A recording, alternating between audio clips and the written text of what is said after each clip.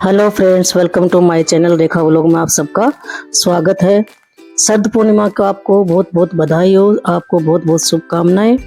शरद पूर्णिमा हिंदू धर्म की सबसे प्रमुख त्योहारों में से एक होता है और इसे ब्रज में रास पूर्णिमा भी कहा जाता है। इस दिन माँ लक्ष्मी, भगवान विष्णु और श्री कृष्ण की चांद की पूजा की विधान है।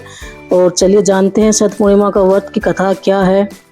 अश्विन शुक्ल पक्ष की पूर्णिमा को ही शरद पूर्णिमा और कोजागिरी पूर्णिमा भी कहते हैं। इसे रास पूर्णिमा के नाम से भी जानते हैं।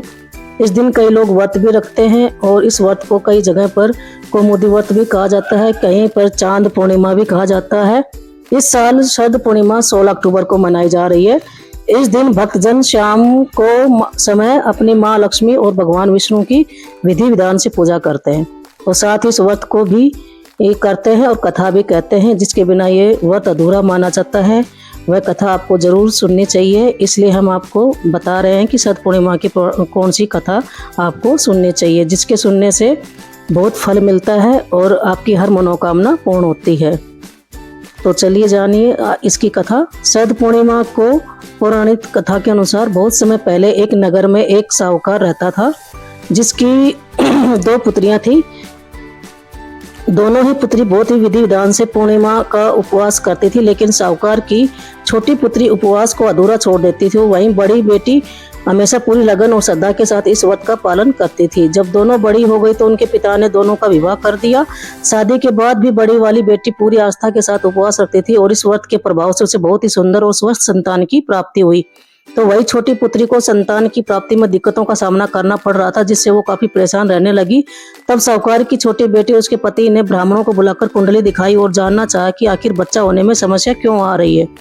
तब विद्वान पंडितों ने बताया कि इससे पूर्णिमा के व्रत सही से नहीं किए, इसलिए इसके साथ ऐसा हो रहा है। ब्राह्मणों ने उसे इस व्रत की विधि बताई, जिसके बाद उसने विधि विधान से व्रत रखा। लेकिन इस बार छोटी बेटी की संतान तो हुई, लेकिन वो जन्म के पश्चात कुछ दिनों तक ही जीवित रही। तब उसने अपने मृत संतान को पीढ़े पर लेटाकर कपड़ा रख दिया और उसने अपनी बहन को बुलाया और बैठने के लिए कह दिया, जिस पर छोटी बहन की मृत संतान लेटी हुई थी। तब बड़ी बहन जैसे ही पीढ़े पर बैठने लगी तो उसके कपड़े को छूते ही बच्चे की रोने की आवाज आने लगी। बड़ी बहन को बहुत आश्चर्य हुआ और कहा कि तू अपने संतान को मारने का दोष मुझ पर लगाना चाह रही थी। तब छोटी ने कहा कि यह तो पहले से ही मरा हुआ था, आपके प्रताप से इसके प्राण वापस आ गए हैं।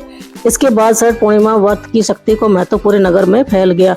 इस तरह से शरद पूर्णिमा के पर्व को आपने सुना, उसके लिए जो भी इस कहानी को सुनता है उसको हमेशा माता शरद पूर्णिमा के दिन सबको आशीर्वाद मिलता है और माँ लक्ष्मी की भी कृपा होती है। शरद पूर्णिमा के पर्व में माँ लक्ष्मी का भी प्रकटोत्सव हुआ था। वो उन्होंने समुद्र मंथन से उन्होंने बहुत ही शुभ माना जाता है शरद पूर्णिमा के दिन, क्योंकि उस दिन लक्ष्मी जी का प्रादुर्भाव हुआ था और इस तरह से उनका प्रकटोत्सव भी मनाया जाता है। ऐसा माना जाता है कि इस दिन समुद्र मंथन से माँ लक्ष्मी उत्पन्न हुई थी।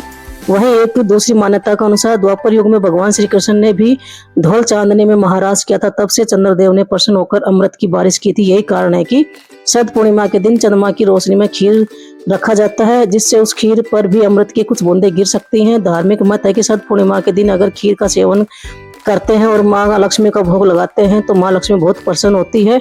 और इस तरह से आप शरद पूर्णिमा के दिन खीर अवश्य बनाएं।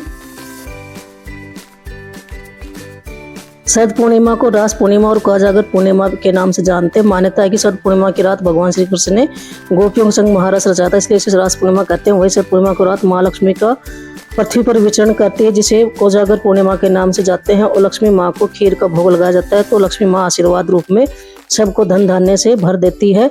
और इसी वजह से पूर्णिमा को चंद्रमा की रोशनी में खीर को रखा जाता है, जिससे उस खीर को अमृत मिल जाता है और अगले दिन इसका सेवन किया जाता है। धार्मिक मत है कि खीर का सेवन करने से माँ लक्ष्मी प्रसन्न होती है और जातकों पर सदैव कृपा बनाए रखती है। इस तरह से लक्ष्मी का यह पर्व होता है। रात को धरती पर माता विचरण करती है और पूछती है कि कोजागृति यानी कि कौन जाग रहा है।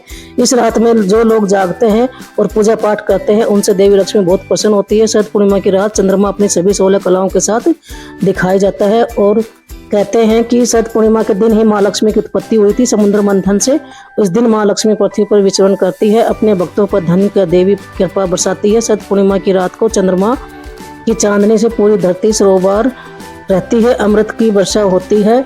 और इस दिन आपको हमेशा शरद पूर्णिमा के दिन तामसिक भोजन नहीं खाना चाहिए, कोई भी मांस मछली का सेवन नहीं करना चाहिए, काले रंग के कपड़े नहीं पहनना चाहिए और सफ़ेद रंग के कपड़े ही पहनना, खास तौर से लाल कपड़े पहने तो ज़्यादा शुभ रहता है। तो इस तरह से आप रात को 8:40 बजे से यह प्रारंभ होगी 16 अक्टूबर को, और 17 अक्टूबर को साढ़े 4:55 तक समाप्त होगी, और चांद का उदय 16 अक्टूबर को शाम 5:05 पे होगा। इस तरह से चांद पूर्णिमा शुरू होगी। तो आप को क्या क्या करना होना चाहिए, तो शरद पूर्णिमा की रात्रि को जब अमृत बरसता है किरणों का, तो इसलिए इसकी रोशनी में खीर रखकर भगवान को भोग लगाकर रात को इसका सेवन करना चाहिए, और घर में सुख समृद्धि का आगमन होता है। और रात को आपको चंद्रमा की रोशनी में सुई में धागा भी पिरोना चाहिए, और कम से कम भी 15 मिनट तक चांद को देखते रहने से आपकी आँखों की रोशनी